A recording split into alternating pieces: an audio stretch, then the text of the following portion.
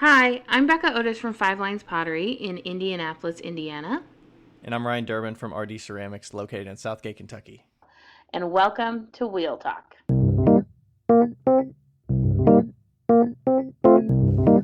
Hey guys, we've loved answering all of your questions so far. If you'd like to hear your question on the podcast, please send them to us on Instagram at Wheel Talk Podcast or by email to wheeltalkpodcast@gmail.com. Thanks. Okay. All right. We're live. Live. Hi. Hi. I just listened to our short episode that we just released, and it was one where I did a little number there at the beginning. So I'm trying to think creatively of something I could say, but I just it's not coming to me yet. We'll have to keep thinking on it. I don't know. We're just it's so late at night that we're just like, hi. Hi. Haven't talked on audio in a while. Yes. Yep. How are you, Ryan? We haven't chatted for quite some time. I'm tired, to be honest with you. I've had a little shift in work lately. Oh. I have a new person that kind of reports to me that is in India, and I regularly have to start meetings at like 9 a.m. So I actually have to like get out of bed at 8:30 and like start working at 9, and I've had to do that for the last like 2.5 weeks. And I'm like, I'm not getting enough sleep, honestly. Maybe you should get out of your studio before midnight. Yeah, I'm thinking that's probably it. I need to do that. Ryan has like a teenage body where he needs 9 hours of sleep. No, I'm good with like 8, but like 7 or 6.5 is pushing it. 7. And then I constantly like get upstairs and watch an episode of Monk. Right now it's watching Monk on Prime Video. Yes. First it was Seventh Heaven, now it's Monk. I haven't watched Seventh Heaven in months. You are like the living embodiment of my mother. Like, well, I started watching it because Rachel hadn't seen it, and I was like, oh, I'm going to watch this because it's like, it's a good time. Like, I don't really have a good 20-minute show to watch, and Rachel's always watching New Girl for like the 18th fucking time. So I'm like, can we turn this over? So I just turn on Monk because I figure it's something new she hasn't seen. Get her introduced, see if she likes it. Yeah. And like, she's been watching like Psych, and I think she just finished watching Psych a while ago. So yeah, that's what we watch at night. My mom loves that shit. Like she loves all those shows. Yeah. And then in the studio I've been rewatching Shameless. So I'm on like season 2 of that maybe. So that's pretty entertaining. And then I've been like listening to some podcasts more and watching some Netflix shows and movies and stuff. So yeah, just been kind of tired. You know what's crazy is that I feel like as a person who really does love cinema, like I love TV, like movies, I haven't watched a movie in such a long time. And like I don't watch Netflix anymore. I don't really watch on my phone. I don't like watch anything anymore. And it's kind of refreshing, but also kind of like, oh. Yeah. How many hours would you say you watch a week? None. You watch 0 TV, movies, anything a week? Yeah. You don't watch YouTube or anything? No. Sometimes on a Sunday or a Saturday, I'll listen/watch while I'm cooking. Maybe like an hour and a half, tops. So what do you do in your free time, though? Are you like... Are you painting? Are you just sitting around playing with the cats? Are you looking out of the window? Are you reading? Like, what are you doing? I don't know. I'm like, you said 0, and I'm like, what the hell is your time spent doing? Well, I go to work. Do you call people and stuff a lot too, right? I call people a lot and talk, and then I go to work at 9 a.m. at 8:39, and then I get home at like, sometimes I go out with friends after work. Like last night we went to Olive Garden again. Again. Nice. And we had the best waitress. Her name was Courtney and she was fabulous. And shout out Courtney in Indianapolis. Courtney in Indianapolis, who will never hear this podcast. But and sometimes like I've been going out a lot after, and yeah, I don't know. I just That's crazy. I know. But I mean, that's good though, getting away from the screen, I would think. Yeah, it is good. I mean, like, and I also haven't even been on Instagram all that much either, which is crazy. So I've definitely taken a step back. But I talk to people a lot, and I've been listening to a book, and sometimes I do crafts and paint. I got a gel nail kit that I'll have to bring. Me and Rachel can do gel nail polish. Do you have one of those little heater things? Yeah, the lights. Yeah. Rachel's got one of those too. I don't think nice. she's used it but like twice, but yeah, and yeah, I don't know. Remember when you guys asked me on the trip? You're like, "What do you do?" And I was like, "I sit and I like look at my cats, and sometimes I cook, and then sometimes I go to Target and I pretend that I have money and I walk around Target." You like just go and just sit in your car too and just sit there for like 40 minutes or something and just, I don't know if you're on your phone or you're listening to this audiobook and you're just it depends. It depends. Yeah, I'll just like when I get back home, I'll just sit in my car. And then but a lot of times I really do. I drive to Target and I like walk around Target and pretend like I was like, "Oh, that looks nice." Yeah. And then I walk right past it. Jeez. But I mean, I probably watch like 35 hours of something. Most of that's in the studio. Wow. Probably more than that. I don't know. But I mean, it's mostly studio time, so like my hands are busy and I'm doing stuff, but there's something on the TV usually. It's old shows that I just don't want to focus on, or it is occasionally movies. I would say it's probably like 70% movies, 30% shows. Yeah. I stopped because it was screwing up my speed. I was paying attention too much to the movie. Also, that's why I stopped listening to podcasts. I only listen to music now. And it's been going... You're talking about while you're at work? While I'm at work. It's been going really well. Because I did go through like a Disney phase. And yeah. Audio Disney or video Disney? Video Disney. Yeah. I was watching like all the Disney movies. Because you don't really need to watch those because you've seen them like a billion times. Or I have.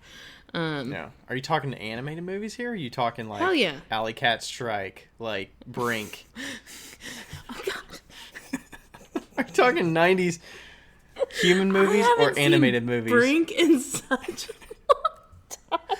You know what's funny? I get movies from the library all the time and rent them and copy them sometimes. But I watched Airborne. Do you remember that movie? Oh God, I yeah. think that was on.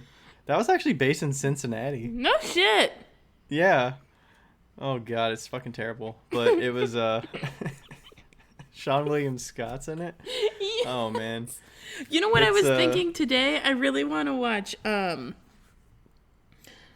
Somebody said something, and I was like, "Oh, that makes me really want to watch Cool Runnings." Cool Runnings. I got that one recently. Yeah. John Candy. Yeah. Feel the rhythm. Feel the rhyme. What's the middle part? Something. It's bobsled time. It's like Get On Up. It's bobsled time. Yeah. I think. I love that movie so much. Oh, anyway, my day's good. That's pretty much it. I threw 180 wine glasses today. I only have 120 to go before my 1,200 is done of wine glasses. So. How about a kiln update? Is that kiln hooked up yet or not? No. Have you been to your studio lately or moved studios or you're still staying in the same one? I'm still in my same studio, and I think that my coworker and her friend are actually going to share it with me. Nice. Come February. And we just have to figure out how to get the kiln to the studio. It's only like 2 miles. Is it on a pallet or it's on a pallet? It's a huge ass box, and I could put it on a small, like a trailer. Like we could unpack it and just put it on a trailer, and drive it over. Or I could disassemble the whole thing and put it in a truck. But I really don't want to disassemble it. Like. Do you have a forklift at the studio somewhere? Does the building have a forklift or anything? No. So it's just... Damn. So I'm not in a super huge rush. I'd like to get stuff done. I did some hand building stuff recently at the studio. I need to get back to the studio. Oh, I also go to the studio. That's also what I do. If I have some free time at night, I go to the studio. And then I come home and I go to sleep. Did you ever post some shitty cups? No. I'm just way behind. Since I got sick, I've just been like, I need to catch up. Getting back, yeah. So, but yeah, everything's good. All is well. All is well in love and war. Nice. Yeah. You came and saw me this weekend. I did. Yep. Parents were here. You came and saw us. Yeah. We also have a little something in the works, too. Hooray. Mention it here for the first time. Are you going to mention it right now? Maybe. Building the anticipation up. Okay, so we're buying a house. We already own our house, but we're buying another house and moving. And then they're going to sell the current house that they have. Yeah, we're actually in the works. So it's early September now. We're supposed to be closing at the end of this month. Becca saw it this weekend. My parents saw it this weekend. So that kind of quickly came upon us. So quickly. Yeah, it was if you don't know this about my wife, she always is on the hunt and always looking and very interested in the design and homes and properties and areas of town and styles of architecture. So like she's always looking, and then she had this interest in finding more space for us because we're kind of at capacity with our current house. Our current house is like 1,200 square feet or something like that. Yeah. 1,300, something like that. 3 rooms, 1,200 square feet. Yeah, 3 bedrooms, 1.5 baths. So, I mean, my studio honestly is pretty nice, but the other rooms are a little at the capacity. So we kind of wanted something with more space, and we found something. It's not far. It's like, I don't know, 3 miles from where we currently are, 5 miles from where we currently are. So still close, still in northern Kentucky. I'm stoked. It's a great house. Yeah, Becca saw it. It's like a mid-century house, I think, built in the 50s. Yep. It's got a dumbwaiter. It doesn't work, but Yeah, the dumbwaiter works. No, it doesn't. Oh, it doesn't? We looked at it. We looked at it in the basement. The motor was not connected. But it's still sitting there. Maybe we can connect it at some point. Oh, we're going to make that fucker work. Rachel's like, I want that as a party trick. So yeah, that has to fucking work. So that's the in the two works. introverts of Cincinnati having parties. So we're gonna close on that at the end of the month and start moving stuff and get our house ready to go. I'm sure there's gonna be some changes in here. Rachel's actually gonna start painting. She says she's gonna paint my room and some other rooms and whatnot to get our house photographed and listed. Your house is early October. Yeah, your house is a bit too colorful for listing. Yeah. And we got to move some things out so it doesn't look so cluttered and looks a little more spacious because the rooms are pretty small. Pretty small. Yeah. 1920s house. So yeah, that's going to be a big effort into September, early October. Yeah. And luckily, I don't have a lot of shows going on. Good. Once October hits. Good. I got a show this weekend, I got a show next weekend, and I got a show October 3rd. But I think after that, like, I don't really have anything until November. So I think it's good timing. I don't know what it is. I don't know if I just didn't plan for other shows or I was expecting other shows to pop up and I was going to apply for them. But it just kind of worked out that I didn't have anything. So not too hectic.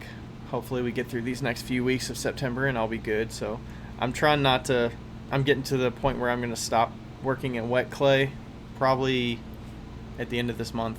Okay. And then I'll move the wheels over and start moving things over and try to fire as much as I can. Yeah. To bisqueware stage and then move some things over, and my dad's going to help with the electrical work in early October, and we're going to get the electrical set up. And then probably move one of the kilns over for the time being until I make sure it works and functions, because I can't just be without a kiln, period, and not have anything to be fired. Right. You know, for like a couple of months, or if something goes wrong, I got to keep one of the kilns hooked up. Yeah. And functioning, so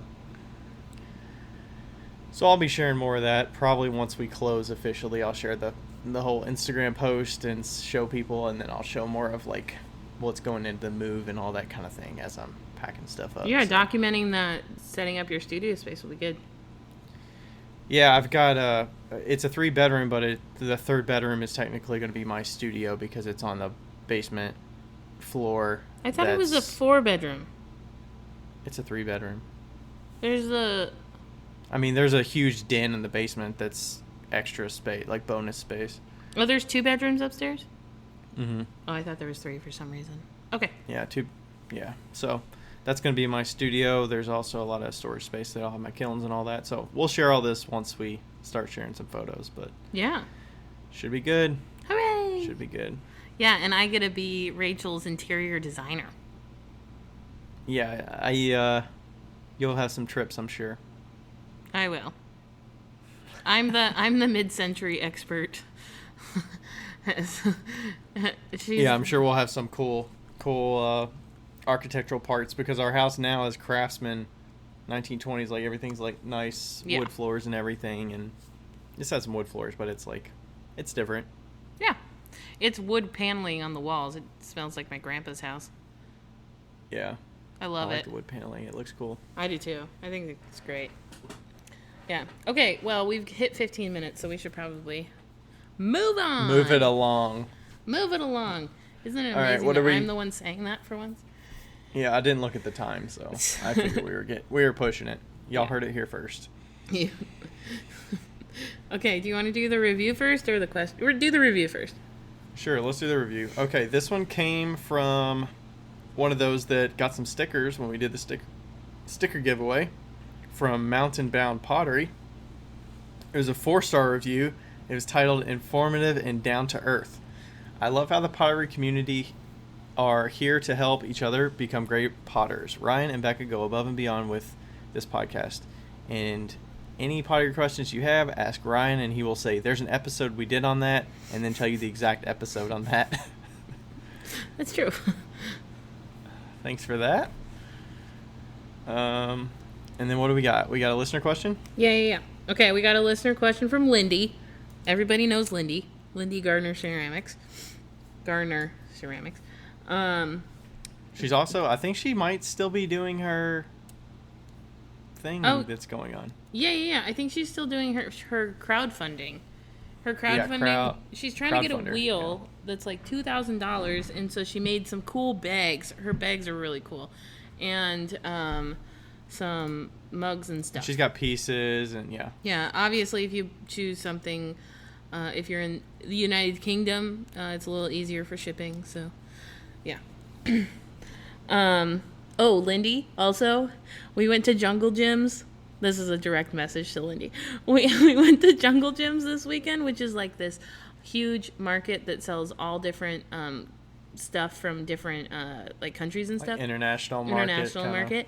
And I got those mix and match the gummies that you sent me because they were so good. I can't remember what they were called. I can't remember, but the yellow pack, the one that was like the mix and match, and they're like they're kind of like jujubes, but not. Anyway, and I'm excited. Okay. Nice. And we did Tim Tam Slams if anybody's in Australia. Okay, that was a new experience for the Durbans. Okay, so Lindy says it's a long question, so get ready, strap yourself in. Okay, so I'm completely self-taught except for an intensive throwing week. Everything else has been watching YouTube videos and watching Becca when she used to do Insta Lives and Clay Buddies. That's where I met her.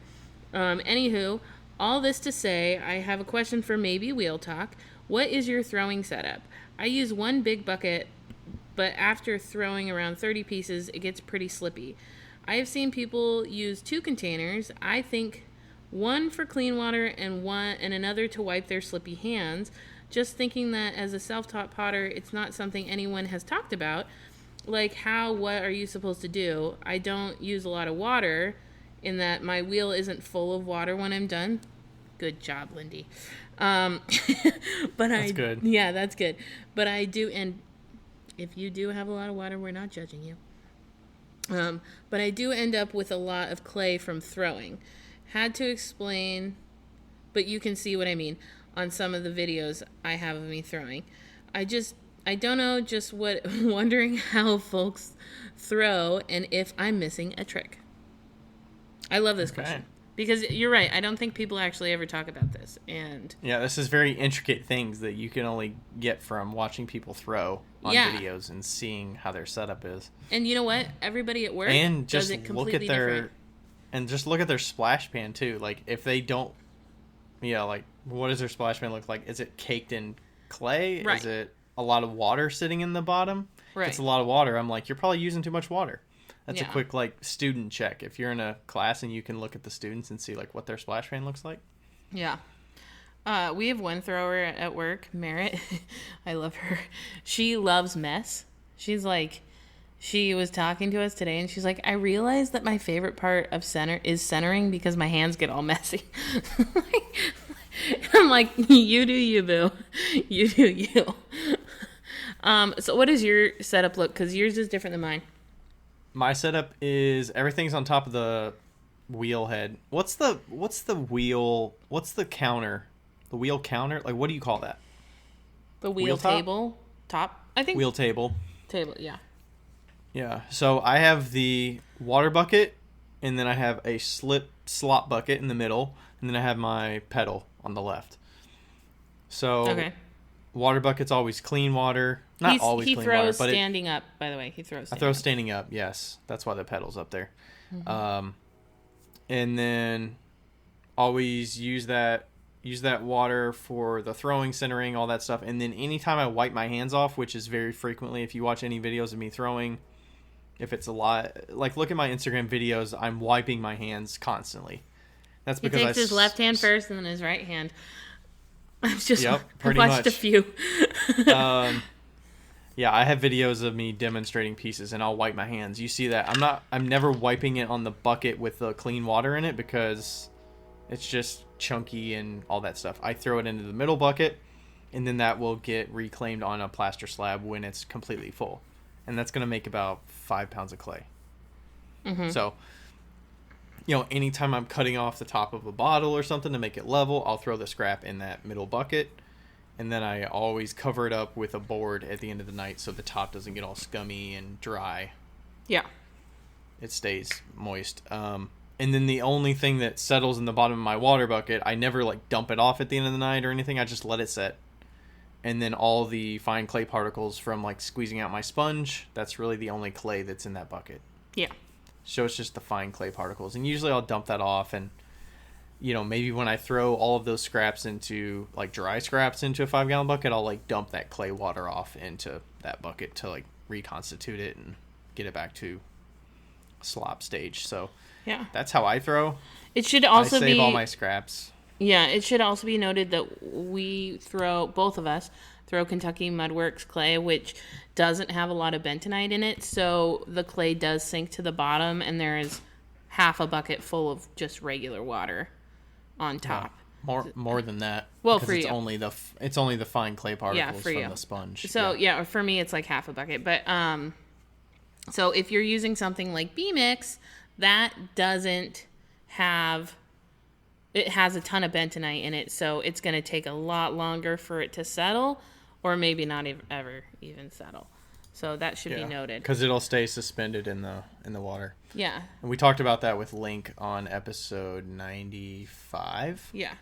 She talks in depth about that. About why that happens. Yeah. So and I do think that depending on what type of clay you have, it really makes a difference on what you do with your scraps and the way you're recycling your stuff. So, because the difference would be if you have B-Mix, it will be shorter. It could rip and it won't reconstitute and reclaim as well because you're losing some of those particles. Yeah. That keep it nice and plastic. Yeah. So just keep that in mind. Look at your clay, see if it sinks to the bottom or if it stays on the top, because you're gonna have a different system. You might have to tweak the system a little bit just because of that. So obviously I work all day in clay, so my system is a little bit different. But I will say that the majority of the people at Graves Co. Pottery do a system like Ryan's, where they have a little sloppy bucket and they have a water bucket. And usually it's like a bowl, and I'll be honest, I fucking hate the bowl. What's the point of the bowl? The it takes up so much space. Bowl. Right? What the fuck is the bowl? Like, I don't get it. Like, I will say, however, the shallow bowl, like, yeah, you can't dip your hand all the way in there. A shallow bowl. I don't get it. I will never get it, and I don't support it. But I also like the idea of a pitcher, like a gallon pitcher. We have one of those for trimming. Anyway, so what I do, I have a 3-bucket system. I find that for me, it is inefficient to have 2 buckets on my wheel, mostly because I don't have the space. I want to be able to put my pieces up onto. I have props on my wheel table so that I can put my boards up there, so I can put the pieces up there very easily. First off, you're sitting down. I'm sitting down. Yes, I'm a sit downer, a sitter downer. Yeah. So I put props up so that I can put boards on, and I really don't have enough space. And I have a huge table because I have a Soldner P series, professional series. So it's a pretty large table. I want to say it's like almost 3 feet wide. And I have my boards, and then I have just 1 bucket. Now I have 3 buckets, and I fill them with clean water, and I put all of my slop inside of it. So I don't have a lot of slop, but also we have a different system where we are. Now, the reason I have 3 buckets is because I want to, like, I hate throwing with slippy water. It's my biggest pet peeve. I fucking hate it. So, why are you introducing clay into that bucket? Are you doing the cutoff pieces, like the undercut scrap? Is that what you're putting in it? The undercut scraps go on the bottom, but they just sink to the bottom. Okay. I mean, the water's gonna get slippy anyway. I wipe off one hand with my right hand on the bucket, and then I clean my left hand with a sponge, and the sponge goes in the bucket. And then I only throw 60 to 100 pieces with, I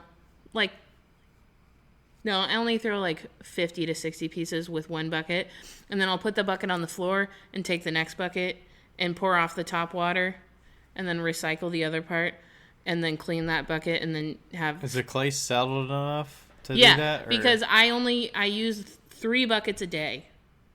Okay. I use 3 buckets a day. So the first bucket and the second bucket, the third bucket, and then I just set them on the floor, and the next day I pour them off.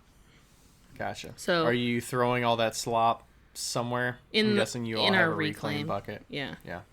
So, and like I said, I don't have a lot of slop. Like right now with the wine glasses, I have a bit more just from just from cleaning off the base.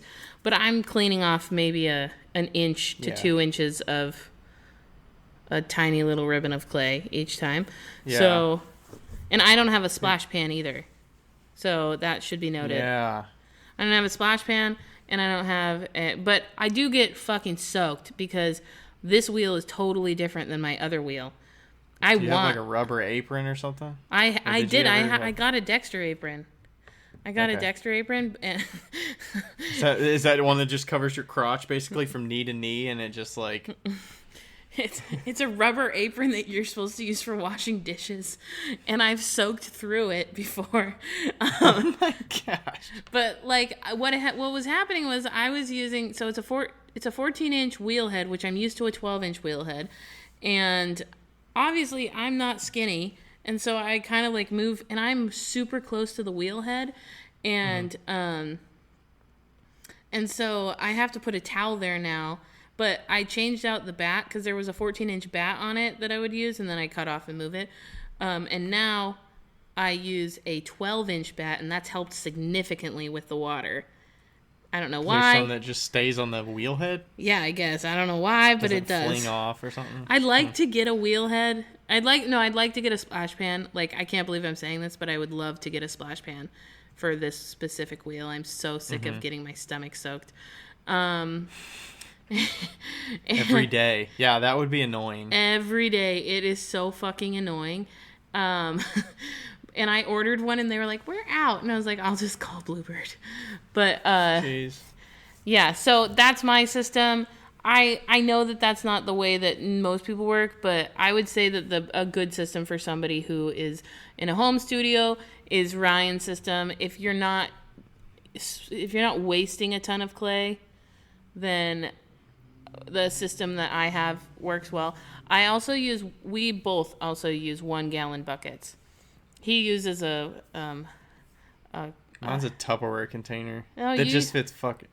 Are you talking about are you talking about the water bucket? Yeah. Oh, yeah, so it's getting close to Halloween. Get yourself one of those Dollar Tree Halloween pumpkin containers. Yeah, those are the shit. Join the crew. Join the crew. That's what I use for my water bucket. The one good thing is it's a rounded lip, so if you were to happen to wipe your hands on it, it's not going to scrape your hands. It's like a soft lip. Yeah. So I should get those. And it's got the handle, so like you can hang your your wire on it. That's what I do. I should get those for everybody at the studio.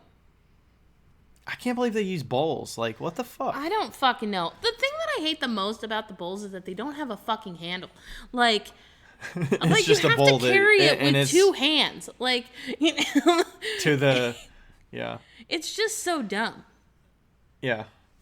And I like the depth of something that you can at least dip a handle in, because that's how I like add moisture to my handle before I actually pull it, is I dunk it in the water and I just use that same bucket. I sometimes will use a different like kind of graduated cylinder beaker thing and do my handles in that, but yeah, I use Sherwin-Williams 1 gallon buckets because when I worked there, I got a real good deal. So, and I had like 8 of them when I left the studio. So I have 3 of them at my personal studio and 3 of them at I don't know where the other 2 went. Somebody must have stolen them. But I have a bunch of buckets. Yeah. Yeah. Those, but my splash pan is not dirty. Like, I never understood, maybe it's just because if you're in a community studio, you know that you have to clean your splash pan at the end of the night anyway, so you just scrape any excess clay or just dump it in the splash pan. Yeah. I just hate the, like, caked up splash pan. Yeah. I mean, if I will let it set and just let it dry, and then after not using, I switch clay, so I switch between the wheels, the speckled clay, the white clay, so usually I'll let the white clay completely dry out, and if it's, like, caked up enough, then I'll, like, dump all the scraps when it's completely dry from trimming. Yeah. Into another, like, just bucket of dry scraps.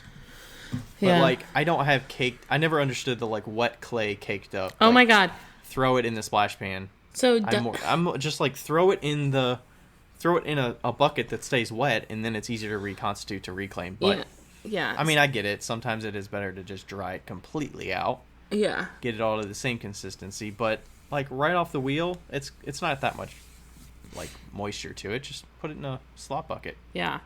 So, okay, and also all the girls at work, not me, but all the girls that throw at work, they use sponges and they just sponge out the splash pan at the end of the day and just squeeze it into whatever container.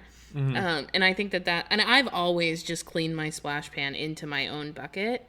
Like even when I was doing classes. Yeah. Like that way, it's all just your splash pan is just a little bit of water with clay, a little bit of like wet clay from the slippy water. It's not hunks of clay. Yeah, but Merritt's is chunks of clay because she's a messy thrower. So like it is to each his own. But also, I was going to tell you how Dusty used to have his setup. Okay, he left and we cleaned up his space because he didn't clean it, and. Did I freak out the last time about my cat biting this cord? I think I did. Anyway, maybe. I need to tape that so that I remember that Anyway, so Dusty, the way he threw is he had a water bucket and then he would take the clay and chuck it against the water bucket on the wheel head, like the wheel table. So he would just have a mound of like. Oh, he would throw it like between the water bucket and the tabletop. Yes, and so there's no bucket. He just he would just like slap it against the bucket, and it was just like this like mound of clay. And then like when we cleaned his wheel, I've never in my entire life been grossed out by clay until we cleaned his wheel. It's just a big hardened chunk of clay, I'm guessing. It took them like 2 people to get the splash pan apart. Like, because it was just caked together. It was just like caked together. It was so nasty. Like, but he was a real messy thrower and super wet too. Super like watery and stuff. So, yeah, it is really to each his own. But I have that system, and I've always just had one bucket, on the wheel head or wheel table. I'm not a clutter person, so. Yeah. I just like the cleanliness of containing it. Like, okay, I can get a little bit of stuff, but I'm habitually cleaning my hands. So, like, clean it in one spot so it's all in one spot. Yeah, I clean my hands after every single piece, for sure. But I just clean it with a sponge on one side and then the bucket on the other. And I'm generally not a wipe my hands on my apron kind of person. I just feel like that's just introducing dust. Oh, also, at some point in the process, I can't remember where it is. I want to say it's like after the piece is done, before I pick up the sponge. I don't know. I take my finger and wipe off the rim of my bucket and put it into the bottom so that the rim is always clean. We're like really OCD about our throwing situation. I don't know that anybody's talked about their throwing setup this in depth. Yeah. It kind of makes us kind of look crazy. Like, it's just I just can't understand how anybody could just have an entire caked up splash pan that basically there's like, they could never trim because the trimmings would just fly everywhere. Oh my God, like 2 inches of clay, and then there's like half an inch between the wheel head and the clay that's caked up, and I'm like, Ryan, how the hell do you do that? Somebody is listening to us and they're gonna be like, fucking Ryan, stop making me feel bad. Just I'm just saying, that's me. That's just me. You can do whatever the fuck you want. That's our next throwing towel. Do whatever the fuck you want. Okay, so what was I gonna say? Also, if you can have 2 wheels, like if you have the space to have 2 wheels, and you are like us, where we like cleanliness, use one for trimming, one for throwing. Support this 100%. 100%. I did that when I just had one clay body, and it was nice. Life changed. When I got that second wheel just for trimming, I was like, are you fucking kidding me? I never have to like clean up my wheel again. I mean, it was always clean anyway, but like, you can't like, you'd always have to trim before you throw, because if you throw before you trim, then all the trimmings get stuck in your splash pan, and it's fucking pain in the ass. And then I never throw after I trim. I pretty much always let the clay that's trimmed dry for at least a couple days, and I'll throw with the other clay, or I'll do something else as long as those clay trimmings go to dry, and then I'll dump them before I throw on that wheel again. Yeah. If you're rich enough to have a second wheel, or if you're lucky enough to find one for cheap, buy it. And you trim. Buy it. It'll change your fucking life. And it's like the luxury you never thought you needed. So nice. It's so nice. Yeah, it's nice being able to trim and not have wet clay everywhere. Ugh, it's the best. Because then, even if you, like, when you trim, then you can just, like, dump it out. It's so nice. Ugh. Anyway, moving on. What are we talking about today? Oh, yeah. Wow. We're already at 40 minutes. We are talking about expenses. But, like, specifically unexpected expenses, or like expenses that you wouldn't necessarily, like, I think we all know that like a wheel is going to be an expense as far as business goes. Like, a wheel is going to be an expense, a kiln is going to be an expense. But like when you're setting up a studio or going to a show, what type of expenses are you going to have that you wouldn't necessarily put on a list? That you may not think about. Are we talking people that are setting their studio for the first time, or selling at shows for the first time that just come along the way? Or are you specifically talking about even if as you've been selling and running a studio?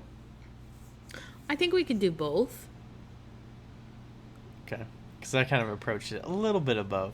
Yeah, I think we could do both, because obviously a lot of people are setting up studios for the first time, and or still, I mean, setting up a studio can take years, but yeah. Yeah, I feel like the mountain of little things pile up. Oh, so much. You don't account for them because you're like, oh, I just need to spend like $10 for that thing, or oh, that thing costs $25, and it just becomes things that you have to spend money on because you don't have them yet. Yeah. You're like, well, I need this. Totally. I think first we should probably define what a business expense is. I mean, if nobody knows. Sure. If you haven't been listening for the past year. But like, a business expense is essentially anything that you buy that is useful for your business. And that could be... It's primarily used for your business. Primarily used for your business. And that could be the chair you sit in to throw. It could be a stapler that you use when you go to shows. It could be in a totally different category, it could be the food you buy at a show. These are things that you want to keep receipts for, and you categorize them when you do your taxes at the end of the year, and those get put against your profit so that it minimizes it gets put against your gross income so it minimizes your profit, and so you can essentially write off those expenses and pin them against your income so that you don't have to pay as much to the government. Yes. That was a pretty good... That was pretty good. That was pretty good. I'm pretty impressed with myself. Pretty good, Becca. All right. I would generally say I'm in the more... conservative thing of saying, don't put anything on there that's going to be a red flag that's like, did you use this for your business, or is it like I was talking to Becca about this, like, I got a new phone this year, I got a new computer this year. Am I entirely using my phone for business? No. So it wouldn't ethically make sense for me to put a $2,000 phone as an entire business expense just because I wanted to put it on the business, because it could technically be used. $2,000? Whatever. It's just an example. I don't know what an iPhone, I don't know, what is it, $1,200? I don't know. I don't know, $1,300. Whatever. It's expensive. And then, like, my computer. Like, I just got a new computer. I'm using it for some business things with, like, looking up Square and keeping my records. And Wheel Talk. Running the podcast and stuff like that. So, like, it is business related, but it's not entirely business related. So, generally, I'm not going to do anything that's going to bring a red flag that's going to be like, what? Like, what's this expense for? Also, with large purchases, which we won't be talking about large purchases a ton, but make sure with your accountant, because a lot of times large purchases, I don't know if this is the new tax law or not, but they need to depreciate. So you put them at a certain amount and then they depreciate over 7 years. So keep that in mind if you make a large purchase, which I never did.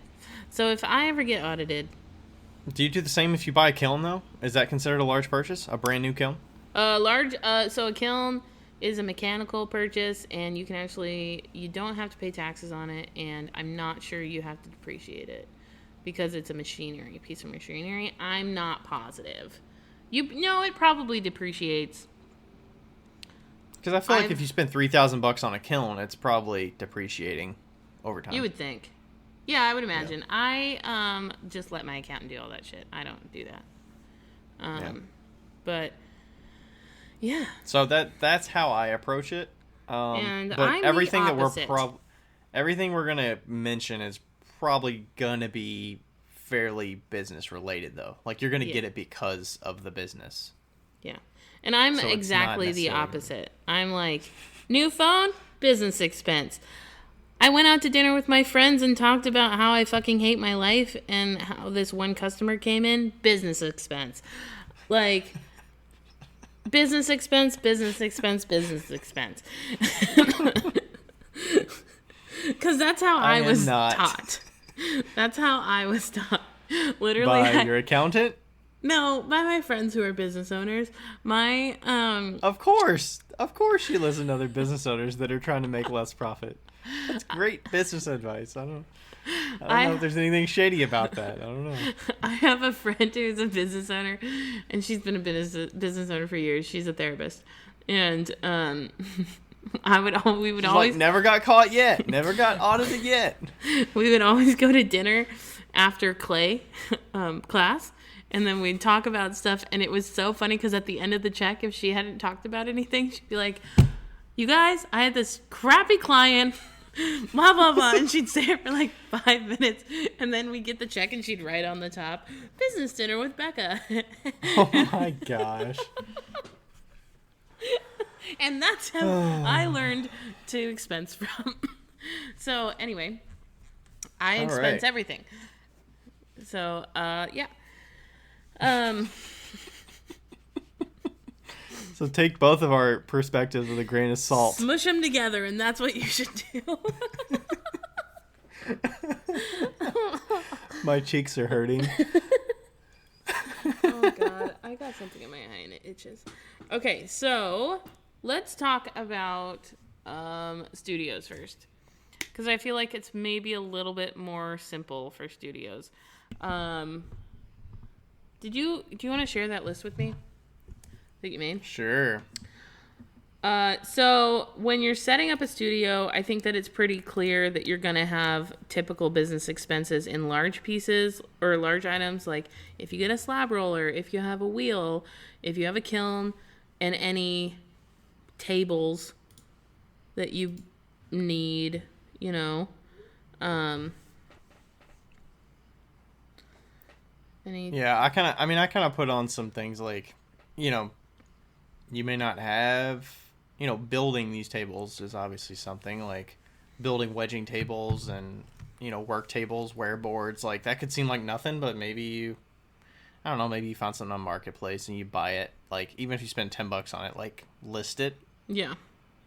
As something that you've bought and is related to the business. Like I bought cheap ass shelving units that I get off Marketplace, Facebook Marketplace, and like I consider that a business expense because it's exclusively in the studio. Like it's a necessity for me to have my studio. Yeah. The only issue with Marketplace purchases is that there's no receipt of purchase. So keep that in mind. Ask your accountant what you should do with that. If it's a $10 Marketplace purchase, I actually don't expense that because I don't want to deal with it. So, because I already expense everything else. But typically, if I pay cash for it, it's not being expensed. But yeah, like work tables, if you're going to Home Depot and you're buying screws, if you have to buy a drill to make the work table, if you're buying wood, anything like that, I mean, that's going to be $150. Cause I actually did buy some new things like that. Like I did buy a new hammer drill that I'm like, hey, I use it every single time that I glaze. Like I get it, I'm going to use it around the house, but I technically use it more in my clay studio than I do for home stuff. Yeah, so those type of things, definitely you're going to be wanting to expense. And remember, you want to be keeping these receipts. I always just have a jar on my desk that I scoot the receipts in, and then at the end of every quarter, I just put them in an envelope. So that I use an app on my phone called Tiny Scanner, and you can photograph it, and it makes it into a PDF for you. Yeah, you could be like Ryan, who's in the new age. And I just keep one folder for the year, and then I just photograph receipts, and then I throw them away. Yeah, that's also a way to do it. I was always told that, well, you just have to have some sort of a trail. I prefer a paper trail because apparently I like torturing myself. You would like digging through stacks of receipts. Yeah. Let's see. You have wedging table on there, the plaster that you're gonna buy. Again, the screws, the wood, cups, measuring devices, scales, bins. Yeah. Buy a little $10 scale for weighing your clay on Amazon or whatever. Yep. Bricks, really? Yeah, you buy. I don't care if you spend $3 on it at Lowe's. I'm putting it on there. So I do make sure that I always use my business. Like always. First off, you should definitely have a business account that's separate from your regular account, so that you can actually keep track of these things and look them up. If you were to happen to forget, like look at your statement or something and like look back and see I spent money at Lowe's, like I forgot to put this on my list of expenses or whatever. Well, and if you have a bookkeeper or whatever, they're going to reconcile that account with whatever expenses that you had and then compare it to your statement at the end of the month. So that is good. Buckets, wearboards. Wearboards is literally just wood. And like usually, so I mean, yeah, there's a lot of wood. Usually cheap with that. I just find wood around or find drywall that somebody's getting rid of and tape it up on the edges and good to go. Yeah, I feel I'm like not generally buying some of that stuff, but yeah, I feel like these are all pretty, easy peasy. Easy peasy. Like they're not really like unexpected by any means, but like buckets, plastic for covering pieces. Except for you should be getting your plastic at Lowe's in the lumber department. When you walk out the door, get it from them because they have it to cover your wood when it's raining, and that's the best plastic. Shelving units, kiln furniture, witness cones, kiln wash, tools for kiln repair. Yes. All of those things. Needle nose pliers, crimpers. Screwdrivers. $20 on some crimpers for the element. Yeah. Things. So what are some things? So now that we've kind of like gotten the more general stuff out of the way, I'm curious what surprise things you have for the studio. What, like a mop bucket? A mop? Oh, that's a good one. Yeah. Anything electrical, obviously, but light bulbs for your studio. Yeah. If you have an air purifier for your studio, if you have anything for cleaning for your studio, if you have a bathroom, respirators. Yep. If you have a bathroom in your studio, your toilet paper, your cleaning supplies, your soap, your anything in the bathroom. Like if it's separate, like if your studio is in your house, the only time that bathroom would work is if it's directly connected to your studio. You never used it like any other time. Yeah. So, but if you have a studio outside of home, then that's important to, like if you like bought a new utility sink to have water in your studio or something. Yeah. Yeah. A fun one is like a microphone, like some sort of speaker for music, a Spotify account for music. Really? Oh yeah, fuck yeah. Think of that. Fuck yes, my Spotify has been a business expense since day one. Okay. That's passing time. It's keeping you sane. Yeah, if you watch Netflix, your Netflix account, like you can at least write everything half she's of that listing off. Right here about Spotify, Netflix, the TV that's sitting in my studio. I did not expense that stuff, but yeah, but you should. Could maybe. You could. If you're Tim Kowalczyk, is it Kowalczyk? Cardboard Tim, VHS tapes. And then VHS, the 5-cent VHS tapes. Yeah. No, I think that those are What? I was thinking of the like if you get like an Archon mount or a tripod or something for photographing your stuff or absolutely doing your Instagram videos and all that. Like if you get a mount like that, expense that. If you get like a GoPro or whatever to do videos on. If you get a camera for taking pictures of your pieces, gosh, there's so many things that I've got a bunch of stuff that's just in the studio. If it's like, we might be going into the show territory, but like bins that you keep organized pieces with on your shelving, or like the wax that I use for my pieces that I wax. And the skillet and the hot plate things. Hot plate. Yeah. Use basically anything. It's easy because my studio is contained in a space that's dedicated. Yeah. But basically anything that's in that space, I can technically consider a business expense. Yeah. Obviously I have a washer dryer in there too, so I'm not expensing like detergent, but you could if you're washing your aprons and towels and shit. But totally. But put those in a bucket first. Because if it's at your house, you do not want to clog your pipes. Also, I feel like I should mention, I know for a lot of us, for some of us, this seems like super common sense, but I know there are people out there that don't know this stuff. So I think that that's why we are talking about it today, So some of the veteran people will probably be like, fuck this show. Fuck this episode.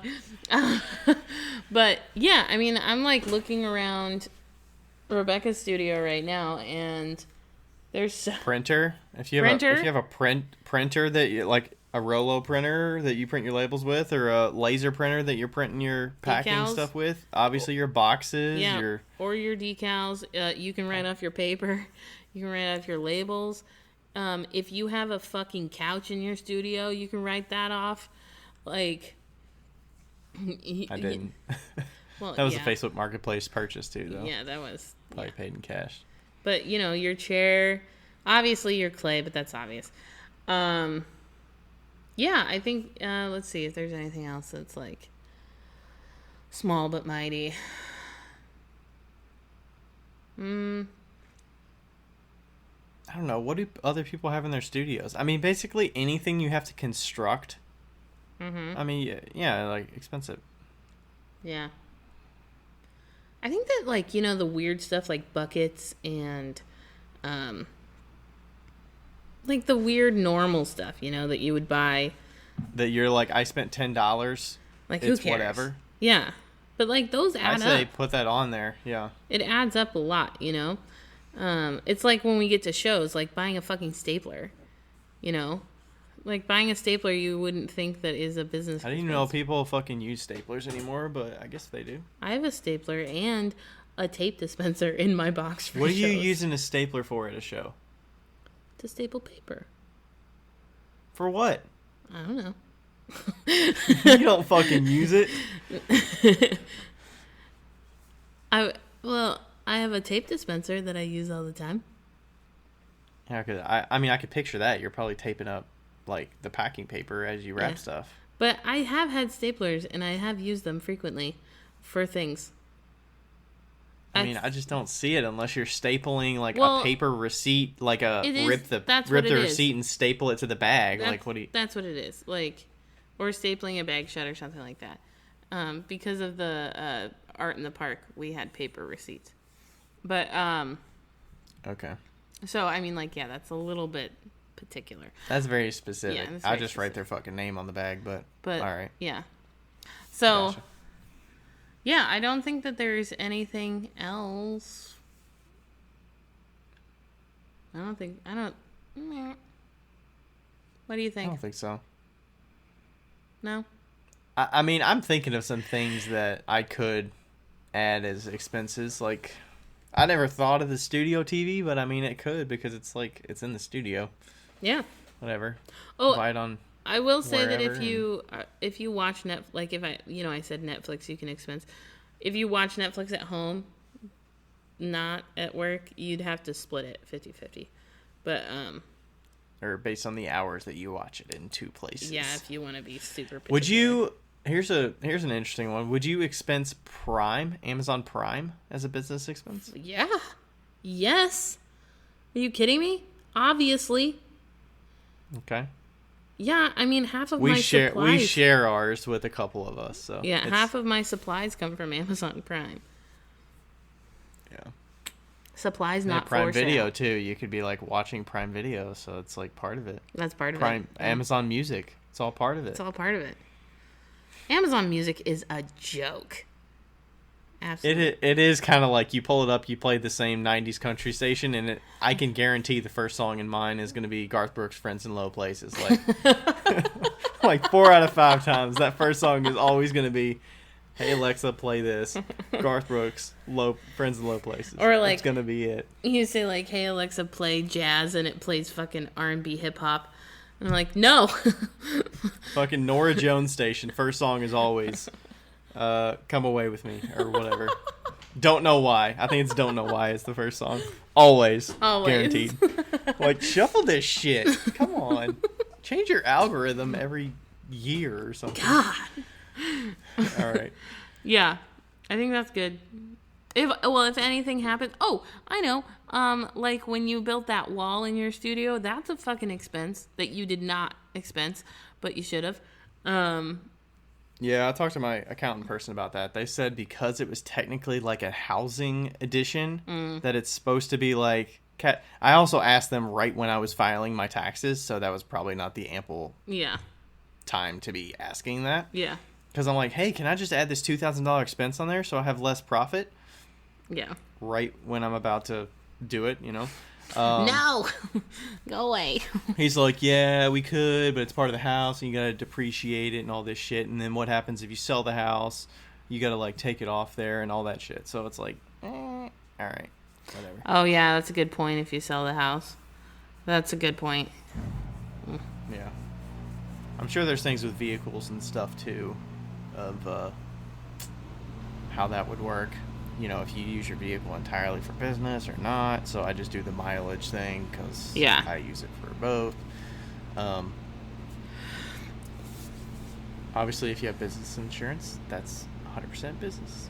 Obviously. QuickBooks, expense. Okay, let's go to art shows. Let's do the list that I feel like is fairly obvious. All right, go ahead. No, you go. What's the obvious? No, you go. Because that's my entire list is obvious shit? No, I did the studio. You do the shows. All right. Art shows, obvious stuff. You need a tent. You need weights. Mm-hmm. Whether you construct those weights and build them yourself and buy stuff at Lowe's, or you just buy, like, bags off of Amazon and you fill them with sand. Mm-hmm. You got the shelving, tables, whatever you have. I don't know if you have standing shelving that you got to construct, or you buy IKEA shelves and you construct them or whatever. The wrapping paper you use to wrap the pots up in, I just got one of those like rolling things with a metal ripper. Very highly recommend. Thanks, Becca. Mm-hmm. That thing is sped up wrapping so much. Bungee cords, things like that you're holding those tent weights on or whatever. Definitely have those bungee cords for shows. The chair that you're sitting in, I would say like invest in a good chair. A good chair is underestimated. Agreed. Because some people come out with those folding metal chairs. I'm like, what the fuck are you doing? You've never sold before. Get a better chair. Well, you're going to be Save sitting your in bottom. that all day. Yeah. I mean, or the one thing that I would say is consider getting a chair that is not a typical table chair that's like it's higher. Regular level. Get a higher one that's like a director's chair or like a stool that's a little bit higher. So that you're elevated. For one, I have on here like the little like table risers. I have those that are like technically bed risers for, so your bed, you can fit more stuff under your bed, like lofted a little bit. I use those for my tables, so they lift them up like 4 to 6 inches. And then the table is at like 36 inches or 34 inches or something like that. So it's not like too low for people. And then that's where if your chair is lower, you're going to be like sitting down and you're going to be looking up at people, which is kind of weird. I would much rather be like at eye level with them while I'm sitting than be sitting down and looking up at them. It's just kind of I don't know, it just feels like more professional, and it feels like it's not like out of your way to have to stand up if you're already at eye level. So, get a good chair. Spend some money. Get a good chair. You can get a good director's chair for like $35, or I think I got mine off Amazon Market. I love how you're like, spend some money. $35. $35? I don't care. I don't know. I'm just saying, don't spend like $10 on a folding chair or whatever. Or use yeah, we got the chair, the whatever you're gonna keep your money in. I have a cash box. I actually got that from my grandfather. It's like an old cash box. It's pretty cool, metal one. I use bags because you can walk away with them. Like one of the old school like money bags with the zip. Yeah, I got one from Chase. They'll give you one for free. Really? Yeah, a lot of times they will. Yeah. I didn't know that. Yeah, you bank with them. You just ask them? Yeah. Can I have a money bag? Nice. I mean, I like have since... Can you fill the money bag and Can I have the money bag full, please? I have since gotten... Do you offer this in the full option? I have since gotten bags that are handmade. But yeah, I started with a money bag. The handmade one's probably a little bit more inconspicuous, I would guess, right? Yeah, it and looks I more like like it 'cause plus you you're female, so some people could think it's like a purse or something. Yeah, you can like fold it in half, stick it in a sweatshirt, and go to the bathroom or whatever if you need to, or just it's really easy to hide, if needed. Some people have like fanny packs these days. I feel like I see some sellers with those. Mm-hmm. Yeah, it seems convenient. Or like some people have like aprons or something like that. Yeah, aprons and just a wad of cash. With like I'm not a fan of just a wad of cash, but yeah, something to like keep it close. Yep. The bins for your work, obviously. I use a lot of like plastic bins. Starting out, you might have a bunch of cardboard and paper and stuff like that. Whatever you're packing stuff with, if you need to get some better like thicker foam wrap or something, like it might be worth paying for that. Yeah. If it's going to keep your pieces, because you're going to use it show after show after show. So you're going to buy it once. It's going to have a lot of longevity. You're not wrapping pieces up and giving it to customers like that. You're just keeping your pieces safe in the boxes. So I forgot something for the studio. Okay. If you don't get a microphone, earphones. You can expense those. Oh. Yeah. I didn't think about that. Yeah, like I only use my earphones at work, so. I hate earphones with studio stuff. It's probably just because I'm used to. That's because you work alone. I work alone, and Yeah. Obviously, if you're in a studio, if I was in a studio, I would probably just go the AirPod route. Mm-hmm. I would definitely not have the over the ear things. I just hate the heat and just like confinement of my ears like that. Yeah, for sure. Yes, definitely an AirPod route. That's a good idea. Good. Okay, continue. Let's see. The bags. I mentioned the table risers, tablecloths, or however you're going to display your table to look good. Tablecloths, the burlap or whatever you display stuff with. I mentioned tent weights, square reader. Fan. It actually might be what? Fan. Yeah, the battery powered fans on here. I bought a couple of those at Lowe's recently. Mm-hmm. Those will definitely be worth the expense, and you will be very happy you bought those in the summer. Depending on where you sell. I don't know where you live, but if you have hot summers, definitely get the battery-powered fan. And also the square reader. If you're thinking about investing in that chip dip one, like the $50 one from... It's like a chip, and you dip it, and it's got the Apple Pay and all that stuff. You don't dip it, okay? It's not a chip dip. It's called... It's not... No, it's... Sometimes they say dip your card. Okay. Or dip your chip. I don't know. You've never heard that? You've never heard that, like, dip your card in? No. Insert your card, slide your card. Whatever. Anyway, moving on. It's worth it.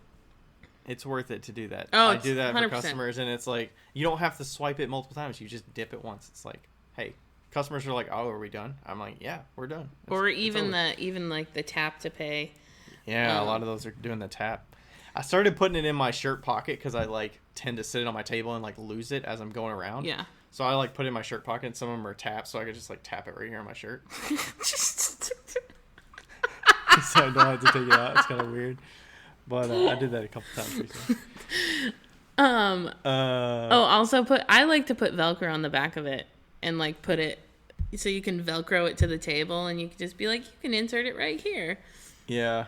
Some people, I feel like I don't have a designated spot on the table. Yeah, like if you have a sometimes you have spot. Sometimes you have people that are coming from this side, and I like to be able to like hold it out. Some people want to dip it themselves. Some people want to like want me to do it. So it's like, whatever. I'll just hold on to it. You and this dip and chips and stuff. You're like, now I want some guacamole. All right, business cards, obviously, if you're paying for those, printing those, however you do those. I have a bunch of stuff that I give after my sale, whether it's like a thank you note or my business info or whatever. I print that stuff out, expense that. Fan, cooler. If you're taking stuff to shows and you're food, packing lunches and stuff, the food you buy and all that stuff, like yeah. All right, those are the obvious things. Okay, I am a big fan of not using my personal cell phone for shows. Really? Yeah, if you have the money to buy like a cheap ass iPad, like iPad mini, I'm a huge fan of using that instead because the battery is usually longer, and you can always hook it up to your phone for internet, or you can get the ones with the internet on them. But or you can use like an old phone or something like that and hook it up to the Wi-Fi or the. A lot of places have Wi-Fi, like if you're doing indoor. So you don't use the cellular. You don't buy the cellular one where you have to pay a plan for it. You just pay outright for the iPad. I mean, sometimes I have like I have a few cellular, like an Android tablet that's cellular, that I don't pay the plan on, but I do have it. You know, I like that option. Yeah, it's been like if you are doing shows frequently, and it makes sense, buying a cheapo tablet with a cellular plan is amazing, because then your phone's not dying. You're not accidentally handing a phone to a customer and a text pops up, you know. I never hand my phone to the customer. Well, like to sign. Nope. Okay. Turn that off. Oh yeah, you have like if I you know or whatever, and I don't know. I do hate the annoying Instagram messages that'll like pop down the notifications. Yeah. But I'll just pause the Instagram notifications for like 4 or 8 hours or whatever, so nothing comes up, or turn on do not disturb or whatever. Yeah, I'm just a fan. I'm just a fan of having like an alternative device to do all of the sales on. But it's definitely I do like this square thing. I feel like putting an iPad in the little square holder and stuff, it like looks better. Oh, you can actually put the chip thing mounted on it or whatever. Yeah, I had one of those for the shop and it was great. And yeah, it's just it's a little bit more professional. It's definitely a luxury to have, but if you can afford it and if you can, you know, if it's Did you buy that from Square, or was that an iPad like holder and you just bought the iPad and put it in there? Yeah, I got like an iPad holder on Amazon and then put it in there, and then when I got an Android tablet, we just retrofitted it. Gotcha. Okay. But does Square offer an option that is actually like their technology? Yeah, but that's a lot.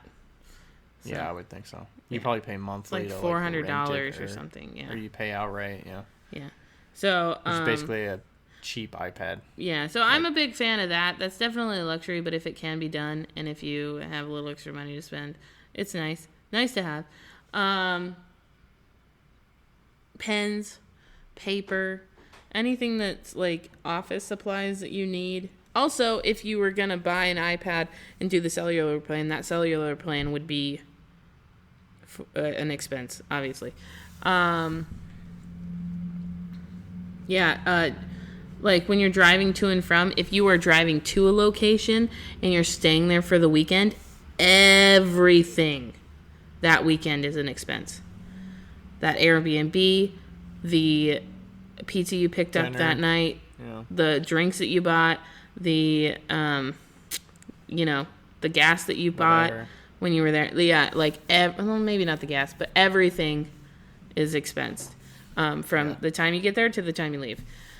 And the gas thing depends on if you're doing the expense by the gas and maintenance and stuff, or you're doing the mileage. Yeah, so depending on how you expense your there's one loophole. Stuff. There's one loophole, and I can't remember which one it is for the gas. And I feel like there's a weird little loophole, but we won't get into that. Yes. What else? I mean, technically, that's really the only time I'll expense meals, because I talked with my accountant person and they were saying the meals that you should be expensing are ones like I can't even stop at a place on the way home from a show that's local that I'm going back home and I get something at Wendy's after. Yeah.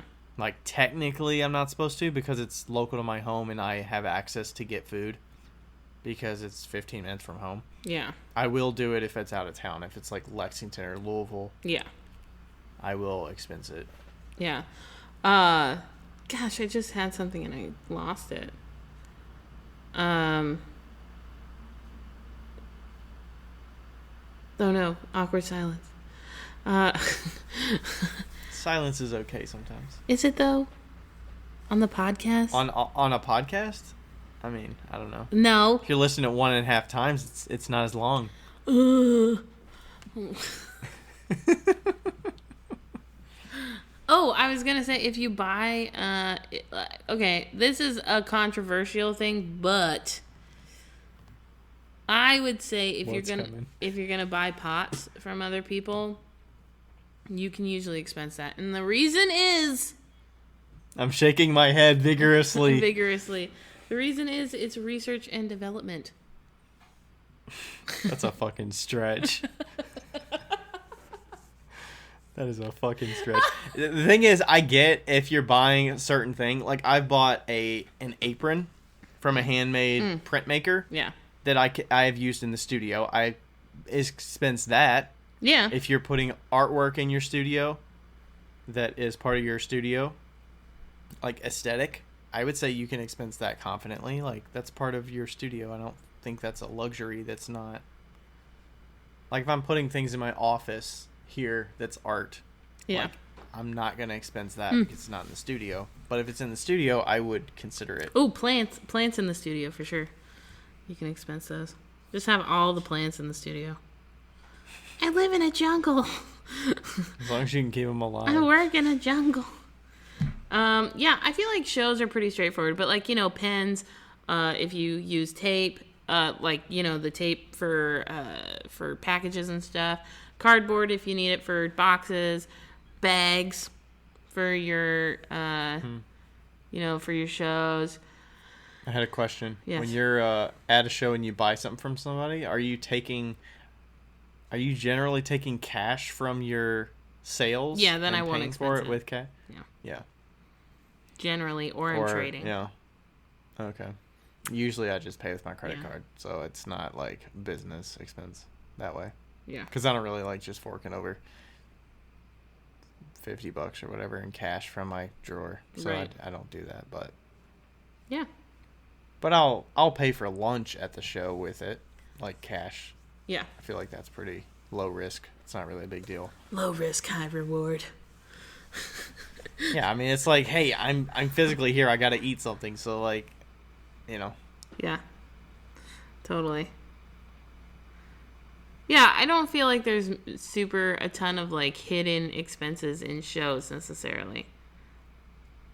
Maybe, like, blankets or something if you're in the cold weather.